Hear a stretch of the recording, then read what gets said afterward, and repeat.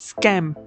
ये वर्ड सुनते ही हमारे सामने हर्षद मेहता, केतन पारेख, विजय माल्या, नीरव मोदी ऐसे लोगों के चेहरे आते हैं। इंडिया में काफ़ी अलग अलग तरह के स्कैम्स होते आए हैं और आगे भी होते रहेंगे। लेकिन अगर हम बारीकी से ऑब्जर्व करें तो जो भी अलग अलग टाइप के स्कैम्स हुए हैं उन सबके पीछे के कहीं ना कहीं तरीके एक जैसे ही होते हैं, यानी कि कुछ सिमिलर तरीके से ही वो सारी चीज़ें होती है। तो आज इस वीडियो में हम 3 ऐसे कॉमन तरीके देखेंगे जिसके बेसिस पे इंडिया में कई सारे स्कैम्स हुए हैं। तो इस वीडियो को एंड तक देखिएगा। हेलो फ्रेंड्स, पिफी के यूट्यूब चैनल में आपका स्वागत है। इस चैनल के थ्रू हमारा यही गोल है कि हम इंटरेस्टिंग टॉपिक्स के ऊपर सिंपल लैंग्वेज में वीडियोस बनाएं जिससे कि आपकी लाइफ में कुछ वैल्यू ऐड हो सके। तो चलिए शुरू करते हैं।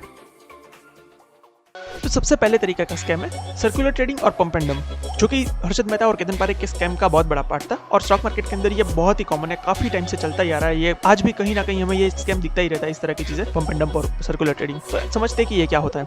इसके अंदर क्या होता है, एक छोटा सा ग्रुप होता है, वो किसी कंपनी का एक सब्सटेंशियल स्टेक उनके पास में होता है, यानी कि एक कंपनी के बहुत ज्यादा शेयर्स उनके पास में होते हैं। अब वो क्या करते हैं, वो आपस में ही उस शेयर्स को ट्रेड करते हैं, यानी कि पहला दूसरे से लेगा, दूसरा तीसरे को बेचेगा, तीसरा चौथे को। ये सारे ऑर्डर्स वो लोग स्टॉक एक्सचेंज के ऊपर ही डालते हैं और मान लो एक वो स्टॉक जो है वो अभी मान लो चल रहा है 10 रुपये पे, तो वहाँ से वो लोग आपस में ट्रेड कर करके उसको 20 रुपये, 50 रुपये, 100 रुपये, 200, 300 इस तरह से ले जाएंगे, क्योंकि वही लोग आपस में ट्रेड करें। मान लो एक जो यहाँ पे है वो 100 रुपये में अगर बाय करने को रेडी है और दूसरा सेल करने को रेडी है, तो प्राइस 100 रुपये में वो ट्रेड हो जाएगा और प्राइस 100 रुपये हो जाएगी। सेम वे वहाँ से आगे 150, 200, 500 इस तरह से प्राइस को वो लोग आगे ले जाते हैं।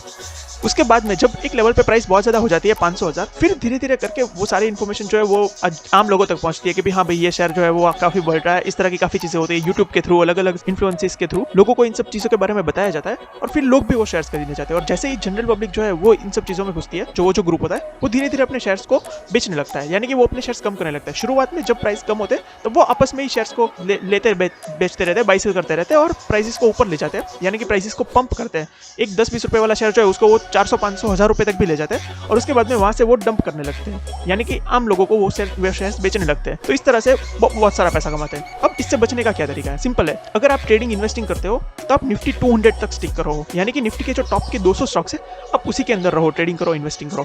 इन कंपनीज की साइज बड़ी होती है, इसके नंबर ऑफ शेयर, इसका मार्केट कैप इतना बड़ा होता है कि इसके अंदर इस तरह की चीजें करना थोड़ा डिफिकल्ट होता है। बहुत ज्यादा पैसा चाहिए तब जाके कोई ऐसा कर सकता है। तो जब भी आप टॉप 200 कंपनीज में स्टिक रहोगे तो आपके सेफ होने के चांसेस बढ़ जाएंगे। और खास करके जब भी आप इस तरह की चीजें देखो यूट्यूब पे या कहीं किसी भी टेलीग्राम हैंडल पे या कहीं भी सोशल मीडिया पे कि भाई ये बेस्ट पेनी स्टॉक्स है, इसमें इन्वेस्ट करो, ये 50 गुना हो जाएंगे, 100 गुना हो जाएंगे, उससे दूर रहो। ऐसी छोटी छोटी कंपनी से बिल्कुल दूर रहो। और दूसरी मोस्ट इंपॉर्टेंट चीज, जब भी आप ट्रेड करते हो या इन्वेस्ट करते हो तो आप छोटी सी पोजीशन लो। अगर इन्वेस्ट करते हो तो एक स्टॉक के अंदर सारा पैसा मत डालो, कम से कम 10 स्टॉक्स के अंदर इन्वेस्ट करो, क्योंकि जब आप एक स्टॉक में इन्वेस्ट करोगे और वो स्टॉक अगर डूब जाएगा तो आपका सारा पैसा लूज हो जाएगा। वहीं दूसरी तरफ अगर आपने 10 कंपनीज में 10% स्टेक डाला है, उसमें से कोई एक कंपनी डूब भी गई तो आपको ज्यादा लॉस नहीं होगा। तो ये दो चीजें, सबसे पहले निफ्टी 200 तक बड़ी बड़ी कंपनी पे ही स्टिक रहो और दूसरा छोटी छोटी पोजीशन लो। एक कंपनी में एक ट्रेड में बहुत ज्यादा पैसा मत डालो। अब दूसरे तरीके का फ्रॉड होता है इनसाइडर ट्रेडिंग। ये भी स्टॉक मार्केट के अंदर ही दिखता है और बहुत ही कॉमन है, बहुत ही कॉमनली ये चीजें होती रहती है। इनसाइडर ट्रेडिंग क्या होता है, जब भी किसी कंपनी के कुछ अंदर के लोग, यानी कि वो लोग जिनके पास कंपनी की बहुत ही ज्यादा इंपॉर्टेंट इन्फॉर्मेशन होती है, ऐसी इन्फॉर्मेशन होती है जिससे कंपनी के प्रॉफिट्स में या बहुत ज्यादा फर्क पड़ सकता है। कंपनी के लिए वो इन्फॉर्मेशन इतनी इंपॉर्टेंट होती है कि वो इन्फॉर्मेशन अगर बाहर आ गई तो कंपनी के शेयर प्राइस में बहुत ही ऊपर नीचे हो सकता है मूवमेंट। तो जब भी ऐसी इन्फॉर्मेशन इन लोगों के पास में पहले होती है और बाहर और लोगों के पास में नहीं होती है, तो वो लोग या तो खुद उस इन्फॉर्मेशन को यूज करते हैं या तो वो इस इन्फॉर्मेशन को और लोगों से शेयर करते हैं और ये करके वो लोग प्रॉफिट्स बनाते हैं। यानी कि मार्केट में जो बातें अभी तक पब्लिश नहीं हुई है उन बातों को यूज करके वो स्टॉक के अंदर, शेयर्स के अंदर कुछ पोजीशन लेते हैं और फिर जब वो इन्फॉर्मेशन बाहर आ जाती है तो उसके बाद में वो वहां से प्रॉफिट कमा लेते हैं। फॉर एग्जांपल, सिंपल सा एग्जांपल है, अगर रिजल्ट्स आने वाले, तो रिजल्ट्स अगर एक्सपेक्टेशन से बहुत ज्यादा अच्छे आने वाले होते हैं तो कंपनी के अंदर के लोगों को पता ही होता है कि हाँ इतने अच्छे रिजल्ट्स है, तो वो रिजल्ट डिक्लेयर होने से पहले ही उस इन्फॉर्मेशन को बाहर लीक कर देंगे, कुछ अपने जान पहचान वाले लोगों को बता देंगे कि भाई रिजल्ट बहुत अच्छा आने वाला है, आप इस शेयर को खरीद लो। रिजल्ट आने के बाद में कंपनी क्या शेयर प्राइस बढ़ जाएंगे, फिर आप प्रॉफिट कमा लेना और फिर उसमें से वो लोग कुछ कमीशन ले लेते हैं। इस तरह से मतलब वो सारा चलता रहता है। तो इस तरह से जो चीजें होती है उसको बोलते हैं इनसाइडर ट्रेडिंग। अब ये वैसे तो इलीगल है, लेकिन वो इतना कॉमन और इतना नॉर्मल ही होता है। लाइक अगर हम रिसेंट एग्जांपल ही देखेंगे तो भाई हमारे सबसे बड़े इन्वेस्टर इंडिया के राकेश झुंझुनवाला, वो भी इस केस में काफी बार आ चुके हैं। अभी रिसेंटली 6 महीने पहले ही उनका एक आया था एपटेक, जो कि उनकी कंपनी है, यानी कि उसका ऑलमोस्ट 35-40% स्टेक उनके पास में, उनके और उनके वाइफ के पास में। तो उनके अंदर इनसाइडर ट्रेडिंग का जो केस चल रहा था और ये बताया जा रहा था कि उन्होंने एपटेक के अंदर ही इनसाइडर ट्रेडिंग करके बहुत पैसा कमाया है। लेकिन वो जो केस था वो पूरा सेटल कर दिया गया, यानी कि 18.5 करोड़ रुपए उन्होंने पे किए सेबी को और उस केस को रफा दफा कर दिया। ये एक बार नहीं, ये आई थिंक 2-3 बार इस तरह से ऐसी चीजें हो चुकी है। तो इतने बड़े इन्वेस्टर है वो भी इस तरह की चीजें करते हैं और इसके बाद उस केस को सेटल कर, मतलब लिटरली आप न्यूज आर्टिकल भी देखोगे उसमें लिखा हुआ है कि ये इस केस को जो है वो सेटल कर दिया, यानी कि इस केस को रफा दफा कर दिया। ऐसा नहीं बताया कि उन्होंने कुछ नहीं किया है। और सेटलमेंट अमाउंट इतना छोटा होता है, जबकि ये इनसाइडर ट्रेडिंग करके उन्होंने 500,000 करोड़ भी कमा लिए होंगे। तो इस तरह की चीजें इतनी कॉमन नहीं होती है। अब इससे बचने के लिए हम क्या कर सकते हैं? सबसे पहला, जब भी कोई इवेंट आने वाली होती है, सबसे पहले तो हमने देख लिया पिछले वाले में कि भी हमें टॉप की कंपनीज में स्टिक रहना है। उनके अंदर भी जब भी कोई इवेंट आने वाली होती है, उसके कुछ दिन पहले और उसके कुछ दिन बाद हो सके तो ट्रेडिंग अवॉइड करो। उसके अंदर उस टाइम पे वॉलेटिलिटी ज्यादा हो सकती है, इस तरह की चीजें ज्यादा हो सकती है, तो उस टाइम पे ट्रेडिंग बंद करो।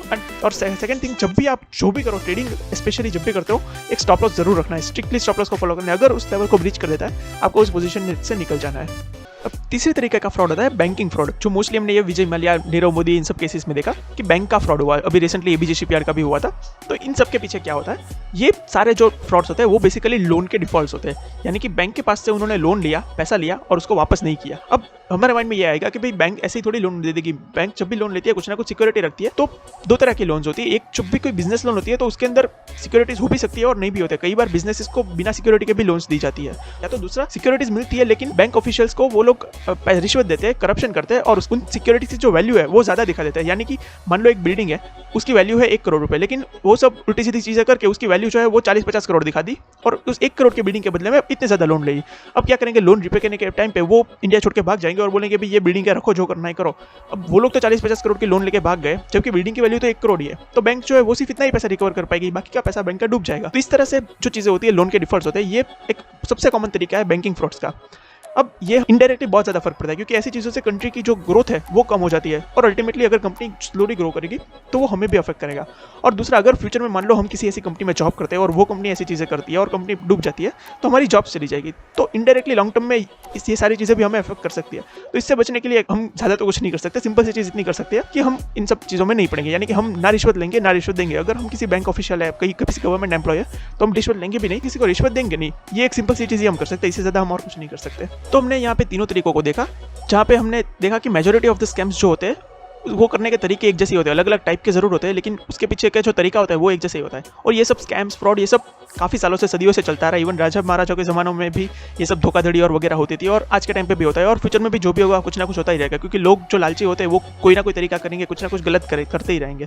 तो ये सब चलता आ रहा है और चलता रहेगा। इससे हमें ज़्यादा टेंशन नहीं लेना है या और कुछ नहीं करना है। हमें सिंपली नॉलेज रखना है, हमसे नॉलेज होना चाहिए अभी क्या चल रहा है दुनिया में, उससे हमें उसके बारे में हमें पता होना चाहिए, हमें अपडेटेड रहना है। और कुछ छोटी छोटी चीज़ें होती है जिसका हमें ध्यान रखना है, हमें सतर्क रहना है। जैसे कि हमने स्टॉक मार्केट के रिलेटेड जो बात की, यहाँ पे जो 4 चीज़ें थी, अगर हम उसका ध्यान रख ले तो हमारे लिए बहुत ही सब आसान हो जाएगा कि भाई हम निफ्टी 200 की जो टॉप की 200 कंपनी है उसी में स्टिक रहेंगे। हम छोटी छोटी पोजीशन लेंगे। अगर इन्वेस्ट करते हैं तो एक कंपनी में सारा पैसा नहीं डालेंगे, कम से कम 10 कंपनीज में इन्वेस्ट करेंगे। और अगर ट्रेडिंग करते हैं तो इवेंट्स के अराउंड नहीं करेंगे और स्टॉप लॉस को यूज़ करेंगे। अगर इतनी छोटी सी चीज़ हमने कर ली तो एटलीस्ट स्टॉक मार्केट के अंदर हम ज़्यादातर चीज़ों से सेफ रहेंगे। तो इस तरह से हमें अपडेटेड रहना है, जानते रहना है कि दुनिया में क्या चल रहा है, क्या नई नई चीज़ें हो रही है और उसके अकॉर्डिंग हमें सतर्क रहना है। तो अगर आपको ये वीडियो पसंद आया, इससे कुछ सीखने को मिला है, तो इस वीडियो को लाइक कीजिए। अगर आपके पास कोई सजेशंस और टॉपिक्स को लेके जो कि हम फ्यूचर के वीडियोस में कवर करें तो आप कमेंट में लिख सकते हो। उन टॉपिक्स के ऊपर भी वीडियोस जरूर बनाएंगे। इसी तरह के और इंटरेस्टिंग वीडियोस देखते रहने के लिए और हमारी चैनल से जुड़े रहने के लिए पिफी को सब्सक्राइब कीजिए और बेल आइकन को प्रेस कीजिए ताकि आप कोई भी फ्यूचर की वीडियो मिस ना करें। Thank you so much for watching.